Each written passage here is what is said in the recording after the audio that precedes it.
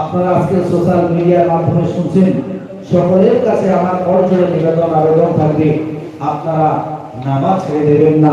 কারণ কিয়ামতের মহান ময়দানে হাসরের মাঠে আল্লাহ পাক রব্বুল আলামিন বান্দাকে সর্বপ্রথম যে বিষয়ে জিজ্ঞাসা করবেন সেটা হলো নামাজ, সালাত।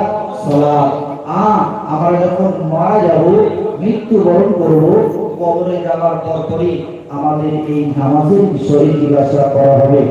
কিয়ামতের মহাময়দানে হাসরের মাঠে আল্লাহ পাক রব্বুল আলামিন তিনি এই নামাজের বিষয়ে জিজ্ঞাসা করবেন।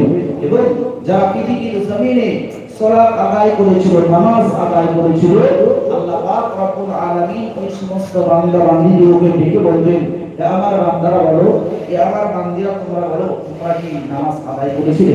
আল্লাহ পাকের বান্দা বান্দীরা বলবে, আল্লাহ আমরা নামাজ আদায় করেছিলাম। আল্লাহ পাক ওই সময় বলবেন, বান্দা